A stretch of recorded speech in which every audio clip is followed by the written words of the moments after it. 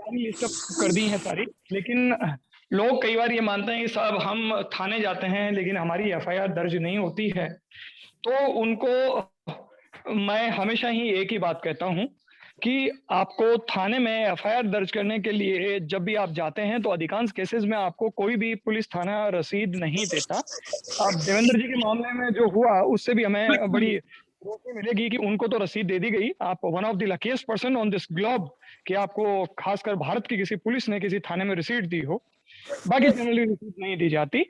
तो section 154 subsection 1 ये कहती है कि किसी भी माध्यम से अगर आप थाने में कोई इत्तला भेजेंगे तो उसको ऑफिशियल रिकॉर्ड माना जाएगा। तो मित्रों से मैं हमेशा कहता हूँ कि अगर आप थाने में कोई इत्तला देकर आए हैं और उसकी रिसीट आपको नहीं मिली है तो आप उसको ईमेल कर दें ताकि रिकॉर्ड उसका जनरेट हो जाए। और अगर उसकी आपकी कॉग्निजेबल दर्ज नहीं होती है तो आप संबंधित एसपी को मेल दर्ज करें, मेरी कॉग्निजेबल ऑफेंस थी, मैंने इत्तला दी, 24 आवर्स मेरे कंज्यूम हो गए हैं लेकिन मेरी एफआईआर दर्ज नहीं हुई है। तो आप इसको जो एसएचओ है, कंसर्न्ड एसएचओ, उसको आप ये निर्देशित करें कि मेरी एफआईआर दर्ज करें। अगर फिर भी नहीं दर्ज करता है तो आपको युक्तियुक्त समय यानी 2 हफ्ते का, क्योंकि ऑनरेबल सुप्रीम कोर्ट ने पहले जो केस था प्रियंका श्रीवास्तव केस में उसको एक्सटेंडेड कर दिया 14 दिन के लिए। तो 14 दिन की प्राइमा फेस जानकारी में ये निर्धारित करने के लिए कि वो कॉग्निजेबल है या नहीं कॉग्निजेबल है, 14 दिन का टाइम दे रखा। अगर नहीं दर्ज करता तो उसके बाद आप किसी जो संबंधित न्यायालय है उसमें इस्तेगासा पेश कर सकते हैं। तो जनरली एक तो क्वेश्चन ये होता है कि साहब एफआईआर दर्ज नहीं होती, अब हम क्या करें। दूसरी बात, जितनी समस्याएं थी आरटीआई एक्ट को लेकर वो इस तरह से आती हैं। अधिकांश मामलों में तो आवेदक को फोन करके ये धमकाया जाता है कि साहब आपको ये क्यों चाहिए, आप कौन होते हैं, आपका इस कार्यालय से कोई संबंध नहीं है, आपने पहचान पत्र संलग्न नहीं किया है, ब्ला ब्ला बहुत सारी चीजें आती हैं।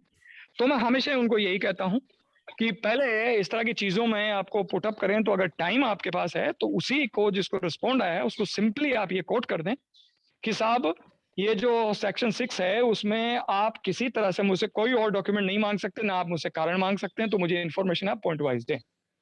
नहीं देते हैं और बाकी इलीगलिटी करते हैं तो उनके हर एक मामले में, हर एक ऐसी स्थिति जो लॉ के अगेंस्ट जाने से पैदा होती है, उस प्रत्येक मामले में आपराधिक अभियोजन दर्ज करवाया जा सकता है।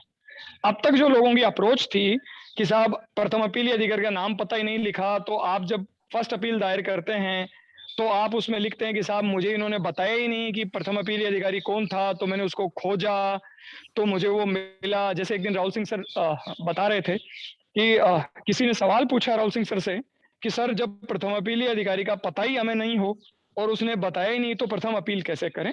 तो राहुल सिंह सर ने जो रास्ता बताया वो बहुत कन्वीनियंट रास्ता है, बहुत सरल सुलभ रास्ता है कि आप उसी को प्रथम अपील प्रेषित कर दें और उसमें नोट डाल दें कि मुझे आपने बताया नहीं है, इसलिए प्रथम अपील को माकूल अधिकारी तक आप इसे फॉरवर्ड करें और मुझे उसके बारे में इन्फॉर्म करें। वो एक बहुत अच्छा रास्ता है, सरलतम रास्ता है। लेकिन मैं यहाँ ये आ रहा हूँ कि नेग्लिजेंस यहाँ हुई है, आपके साथ कोई सद्भावना नहीं हुई है। उसकी जो भावना तो जाहिर है कि वो आपको मौका नहीं देना चाहता कि आप अपील संस्थित करें या आपको रेमेडी मिले, आपको इन्फॉर्मेशन मिले। तो जब आपके साथ सद्भावना ही नहीं की गई है तो उस सद्भावना के खिलाफ जाने से आप उसके खिलाफ एफआईआर भी दर्ज करवा सकते हैं। ऐसी प्रत्येक चीज मैं बहुत सरल शब्दों में सबको समझा रहा हूं कि कानून के खिलाफ जाकर यानी विधि के निर्देशों की अवज्ञा करते हुए कोई भी ऐसा काम करना जिससे किसी व्यक्ति को इंटेंशनली हानि पहुंचाई जाए या खुद को फायदा पहुंचाया जाए या किसी को फायदा पहुंचाया जाए या दोनों चीजें एक साथ हो।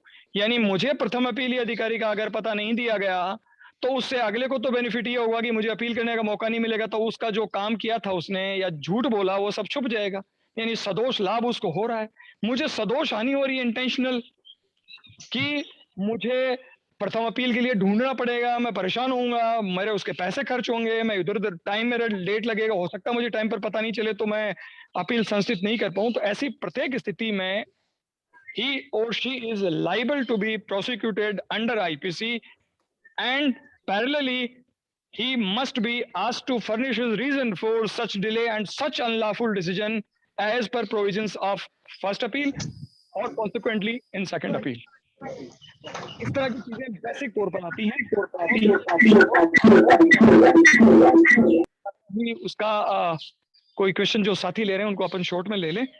और देखिए, मैं एक छोटी सी चीजें निवेदन करूं कि हमने सहज न्याय उपलब्ध हो। बिल्कुल आपके बेसिक क्वेश्चन हो सकते हैं, सरल आपको जानकारियां चाहिए होती हैं। वकील साहिबान बहुत महंगे हैं। लीगल आपको कंसल्टेंट्स के लिए भी बहुत सारा पैसा देता है, क्योंकि मैं खुद भी चार्ज करता हूँ 1000 टू 2000 पर 30 मिनट्स। तो बहुत सारा पैसा मैं भी लेता हूँ लोगों से। तो लीगल कंसल्टेंट्स आपको इजी मिले और आपके न्याय के साधारण सवालों के जवाब मिल, बेसिक आपको ड्राफ्टिंग मिल जाए, बेसिक आपको कानून मिले, इसके लिए हमने इनिशिएटिव लिया साथियों के सहयोग से। लीगल एडवाइस के लिए हमने www.legalambit.in करके वेबसाइट अभी कंस्ट्रक्शन में है। तो बाई संडे, नेक्स्ट संडे हम आपकी सेवा में इसको अर्पित कर देंगे।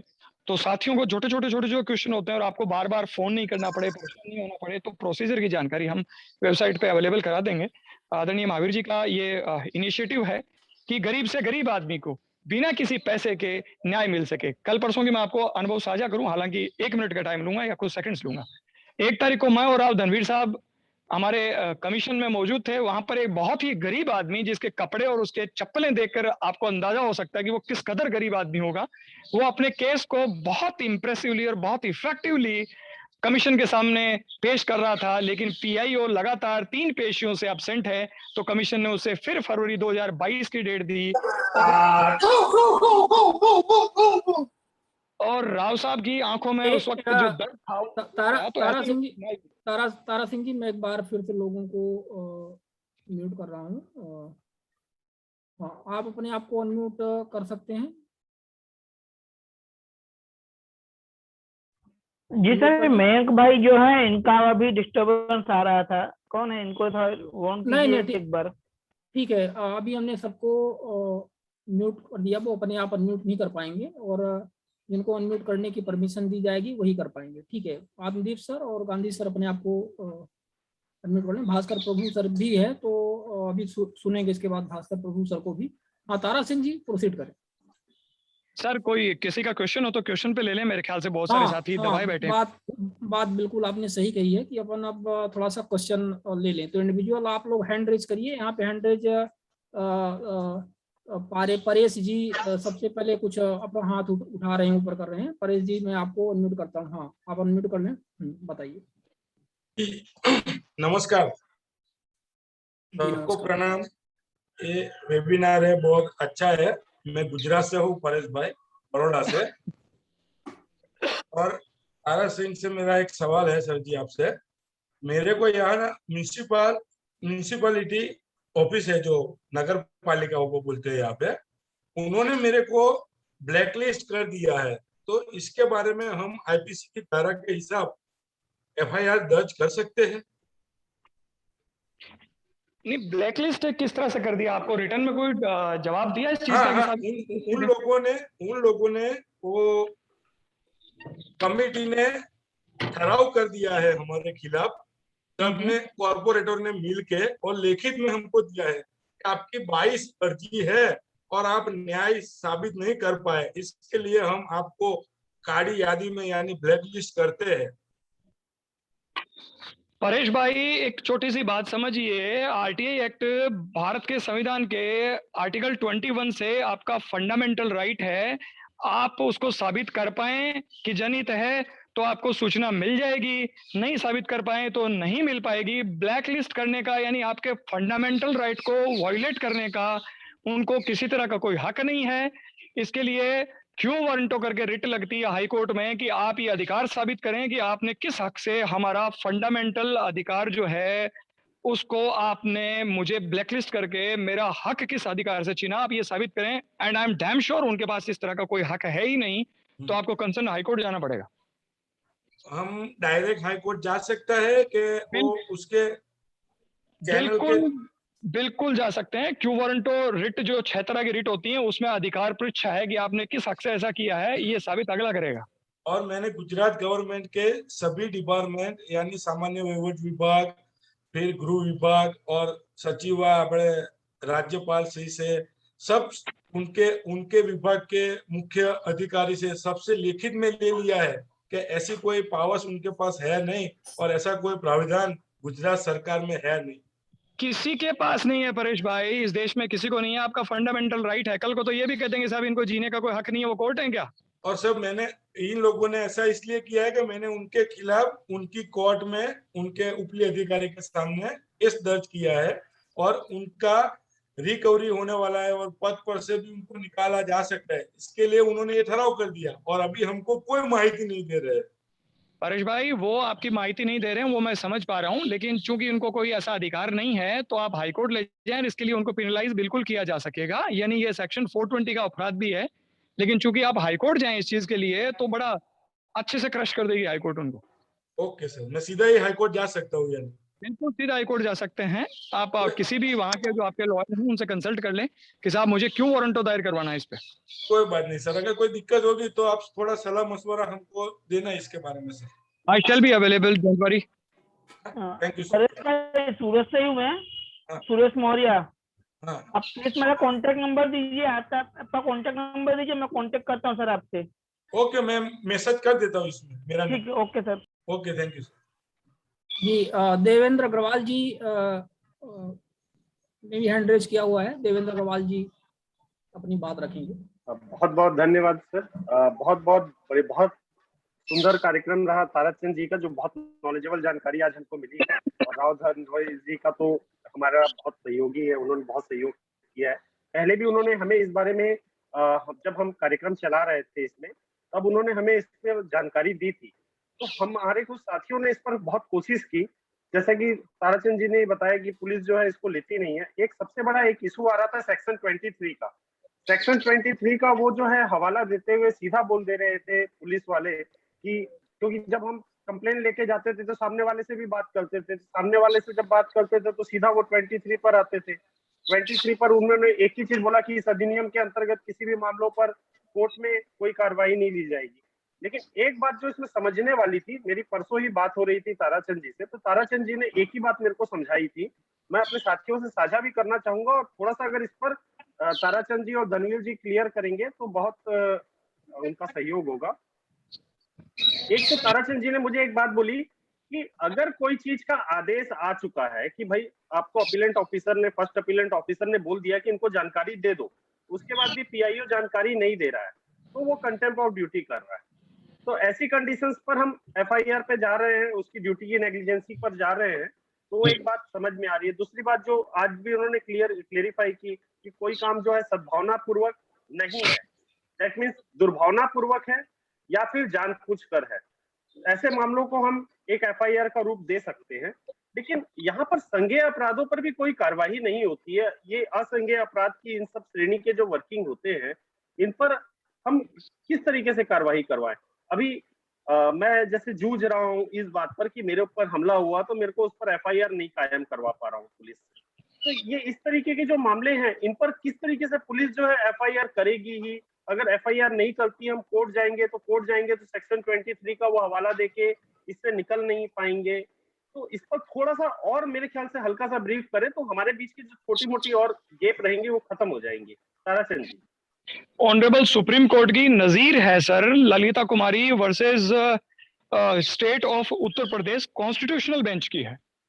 Para 111 of the same judgement में ऑनरेबल सुप्रीम कोर्ट ने इस बारे में क्लियर गाइडलाइन दी है और ये कहा है कि it is the duty of the station house officer to receive and lodge every information whichever is received in the police station.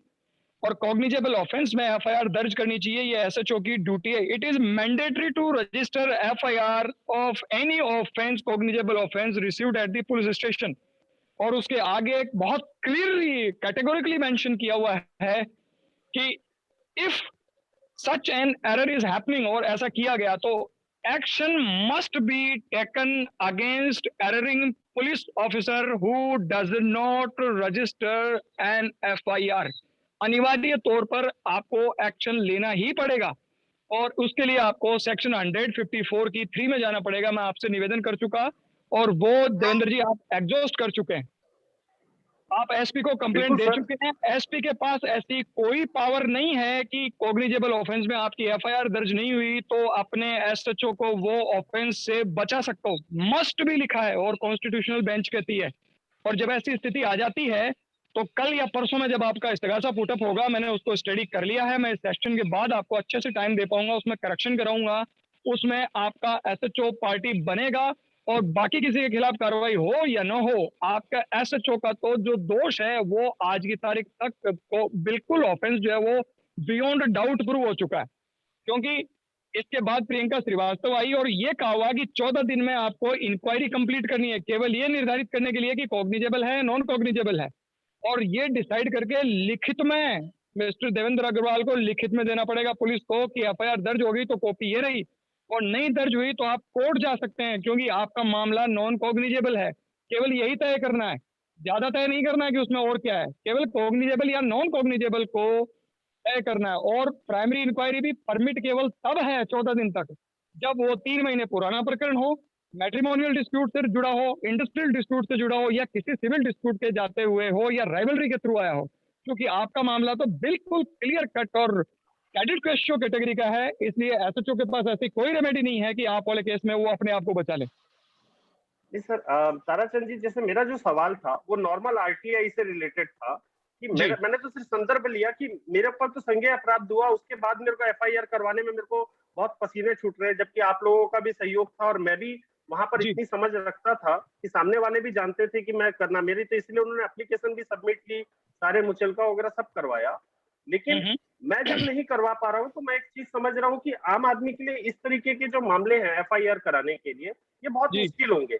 मैं मान लेता हूँ कि ऐसी कंडीशन में हमने उसको रजिस्टर्ड पोस्ट से कंप्लेंट भेज दिया उस पुलिस को, अगर पुलिस वाला लेने से मना कर रहा है, हमने आगे के उच्च अधिकारियों के पास कंप्लेंट कर दी एफआईआर नहीं करने के संबंध में, 154(3) भी कर दिया, उसके बाद उसने हमारे को जो है इस पर कोई कार्रवाई नहीं कर रहा है, तो ऐसी कंडीशंस पर हमको कोर्ट जाना पड़ेगा 156(3) पर।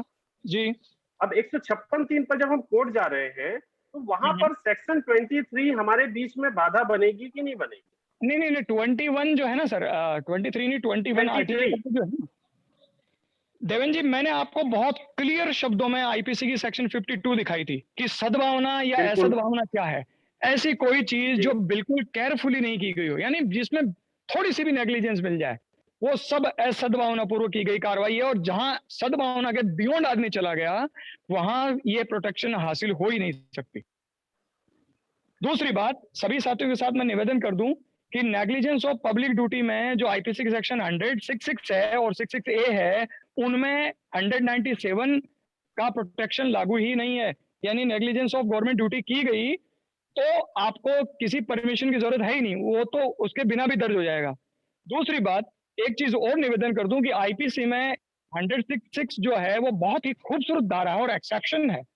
एक्सेप्शन इस अर्थ में है कि बाकी सारी धाराएं कहती है इतने वर्ष तक की सजा, लेकिन 166 ये कहती है कि 2 वर्ष तक की सजा, लेकिन 6 महीने से कम नहीं। यानी न्यूनतम सजा की जो बार है वो 166 में मेंशन की हुई है कि public servant negligence of public duty करेगा व्हाइल परफॉर्मिंग इज ड्यूटी, और वो नेग्लिजेंस सामने आ गई कोर्ट के सामने तो उसे सजा मिलेगी, लेकिन 6 महीने न्यूनतम मिलेगी। मैक्सिमम तो 2 साल है, लेकिन 6 से कम नहीं दे सकता। और आप इसका अर्थ समझते हैं, पब्लिक सर्वेंट अगर आईपीसी की किसी एक सेक्शन से सबसे ज्यादा डरते हैं तो वो 302 नहीं है, 376 नहीं है, एससी एसटी की एट्रोसिटी की सेक्शन 3-4 नहीं है, 166 है।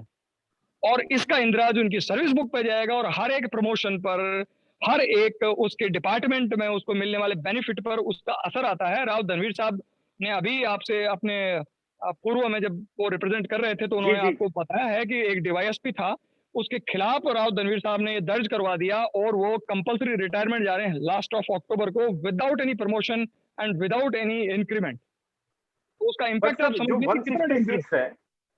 166 जो 166 है, अगर उस पर हम बात करें कि भाई उसने अपनी ड्यूटी और ड्यूटी ऑफ कंटेम्प्ट की बात करें, उसी के हजारों मामले होते हैं, लेकिन अगर हम ये देखें तो इस पर कार्रवाई नहीं हो पाती है क्योंकि ये जांच का सब्जेक्ट रहता है। किसी भी लोक सेवक के ऊपर में सीधे कार्रवाई पुलिस कर नहीं सकती है और जांच के लिए मामले जो है लटके रहते हैं, सालों साल चलते रहते हैं और उसके बाद उसको कोई ना कोई जलेबी बना के निकाल के बाहर कर दिया जाता है। राव साहब खुद जो है 2013 से कई सारे एफआईआर किए हुए, 2013, 2017, 2015, एक्चुअली हम एक्शन मोड जो हम चाहते हैं कि जो बाई कोर्ट बाई लॉ या उसके ऊपर जो एक्शन होना चाहिए वो एक्शन नहीं हो पाता है, उसका क्या रीजन रह जाता है उसमें? बहुत सारी चीजें हैं, जैसे कोर्ट में कई बार, मैं अब अपने ही प्रोफेशन की बात कर रहा हूँ, वकील साहिबान जो हैं उनकी डिले भी उसके लिए रिस्पॉन्सिबल है। कोर्ट में इस तरह के प्रोविजन मौजूद हैं कि जब बार बार उसके डेट पड़ रही हैं या एडजमेंट मिल रहे हैं, तो आप एक एप्लीकेशन मूव कर सकते हैं 2 रुपए की दरख्वास्त पे कि साहब मेरे साथ तो अन्याय हो जाएगा, पूरा मेरा तो वाद लाया हुआ ही बर्बाद हो जाएगा, तो in the interest of justice आप इसको आज ही सुने और आज ही डिसाइड करें। जैसे मान लीजिए कि आर्गुमेंट सुन नहीं रही है कोर्ट, तो आप कहेंगे साहब मैं तो आज ही सुनाना चाह रहा हूँ, सुने अर्जेंट हियरिंग पे। अगर उसको आपके एप्लीकेशन को खारिज कर दे तो ऊपर वाली कोर्ट में चले जाओ कि साहब ये तो नीचे वाली कोर्ट तो हमारे साथ इनजस्टिस करने पे उतर गई, हम कह रहे हैं सुन लो, ये कह रहे हैं नहीं सुनेंगे, तो आप एक्सपेडिट काम कर रहे हैं ना। तो इस तरह की बहुत सारी पर सर रेमेडीज हैं। इसमें एक बात आती है सेक्शन 166 में, जी 166 में बोलता है कि किसी व्यक्ति को क्षति कारित करे, मतलब इंजरी करे। नहीं नहीं नहीं, क्षति का तात्पर्य फिजिकल इंजरी नहीं है। आपको अगर 1 रुपए का नुकसान भी होता है, अतिरिक्त धन, श्रम, मानसिक परेशानी या फिजिकल, सब। मुझे इनकी गलती से अपील भेजनी पड़ी, मुझे 25 रुपए का खर्चा आ गया, मुझे नुकसान नहीं हुआ क्या 25 रुपए का? और या आपने जैसे एक बात बोली सर 166 पर कि मिनिमम 6 मंथ, इसमें जो जी। लिखा हुआ है वो लिखा हुआ है वह सादावास कारावास से जिसकी अवधि 1 वर्ष तक की हो सकेगी या जुर्माने से या जुर्माने दोनों से दंडित किया जा सकेगा। आगे पढ़िए। इतना ही मेंशन है 166 में सर। फिर आगे पढ़िए। 166 ए एंड बी है। ए पढ़िए, ए पढ़िए। 166 ए।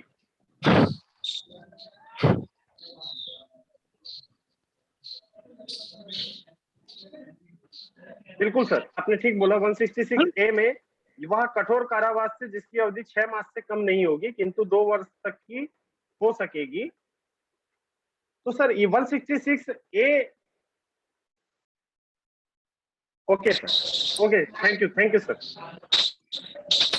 तो अभी अपन डिस्कशन में आगे चलते हैं। महावीर पारिक साहब भी हमारे बीच में है, जो इस टीम के एक महत्वपूर्ण सदस्य भी हैं। तो महावीर पारिक जी, आपने हैंड रेज किया हुआ, मैं आपको अनम्यूट कर रहा हूँ, कृपया आप अपनी बात आप भी रखें। महावीर पारिक जी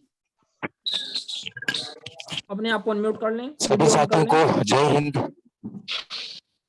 जय हिंद। जैसा कि धन्यवाद साथी ये जो ऑर्गेनाइज कर रहे हैं उनको बहुत बहुत धन्यवाद कि आज मुझे बोलने का थोड़ा सा मौका दिया।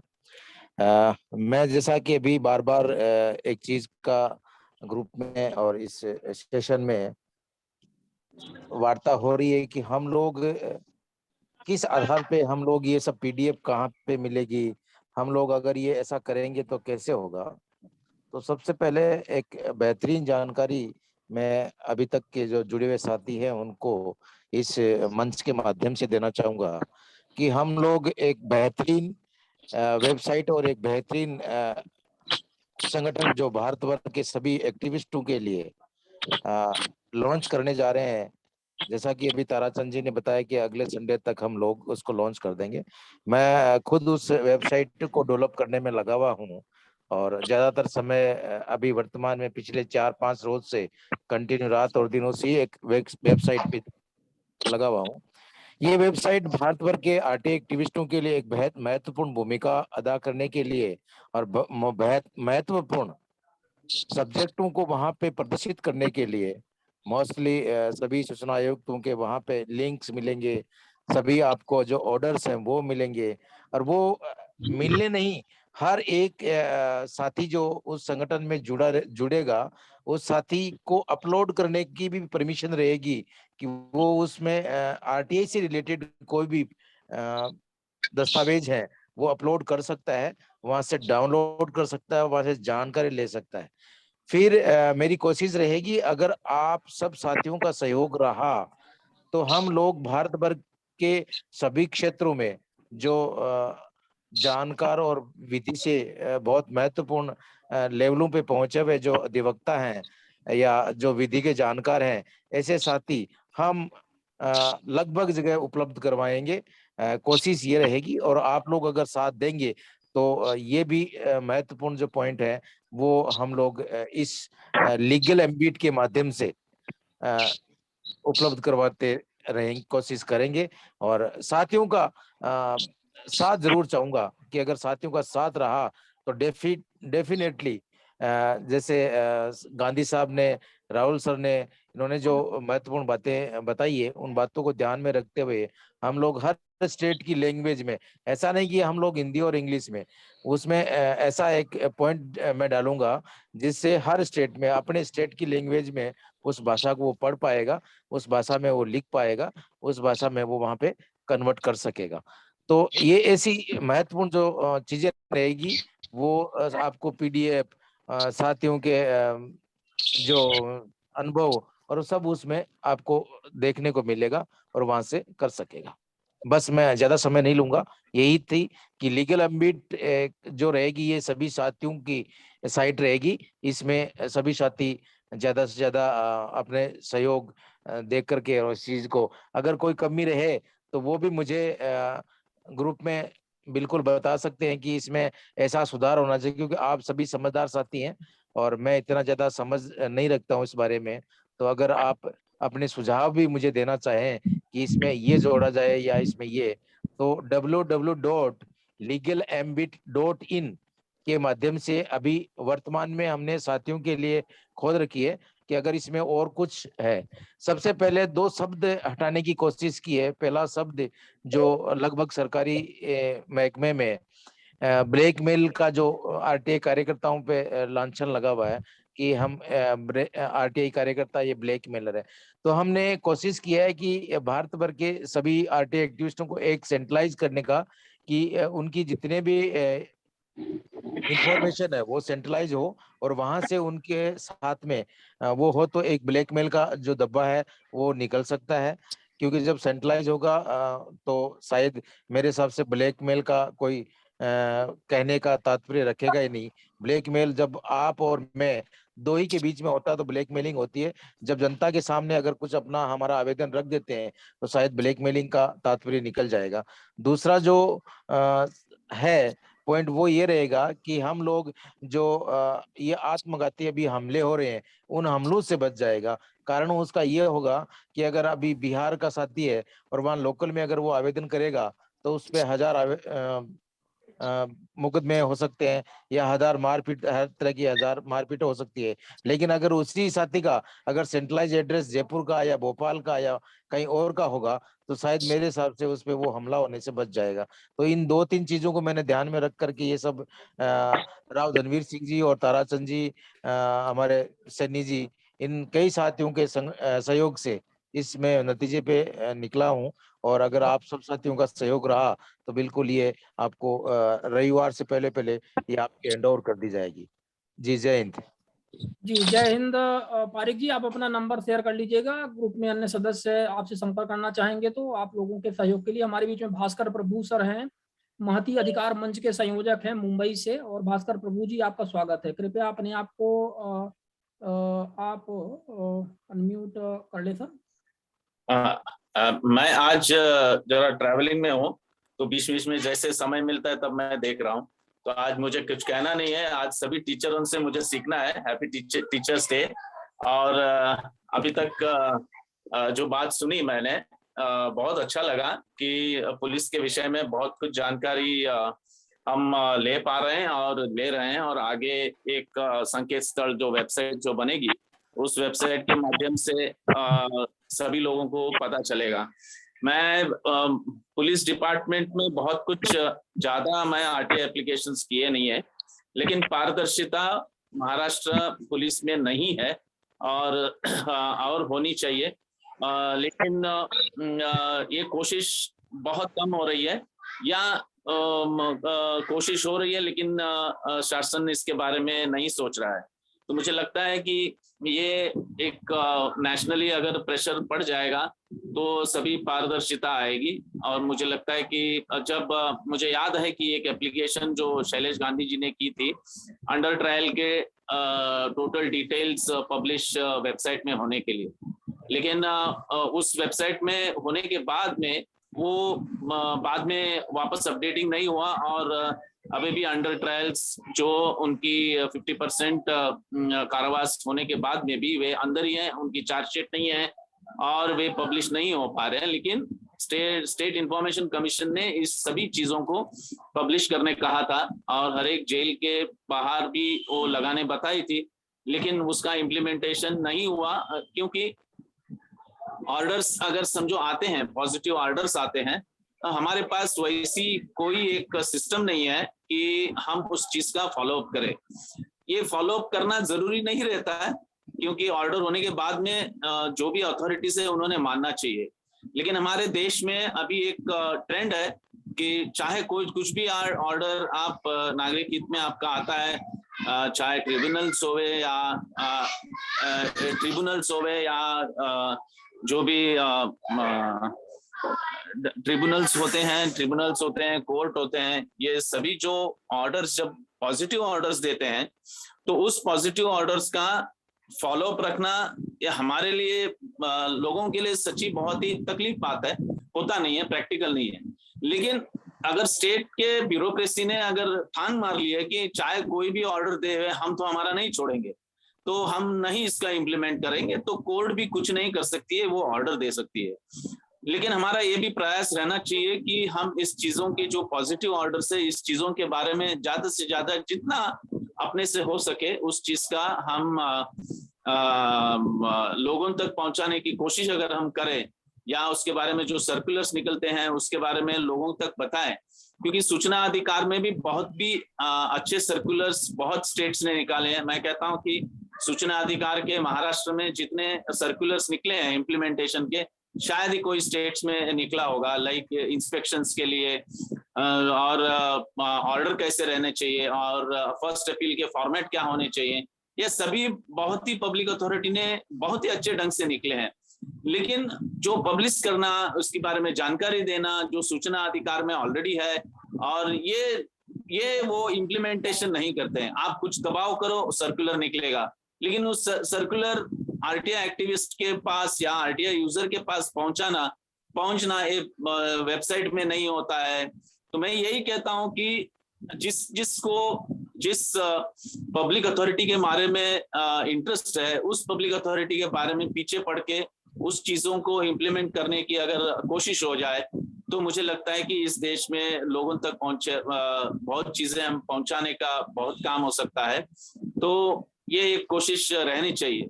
धन्यवाद जी। धन्यवाद भास्कर प्रभु जी, आपने बहुत महत्वपूर्ण अनुभव अपने शेयर किए हैं। शैलेश गांधी सर हमें लगता है कि 1 बजे लीव करेंगे क्योंकि उनके और भी अपॉइंटमेंट्स रहते हैं और सुबह से उनकी बहुत सारी मीटिंग्स रहती है। तो गांधी सर को मैं यहाँ पर इनवाइट करूंगा कि वो अपने कुछ शब्द जोड़ते हुए कार्यक्रम में फिर विदाई लें। आज का सचमुच बहुत ही इंटरेस्टिंग कार्यक्रम है। मेरा सुझाव ये है ताराचंद जी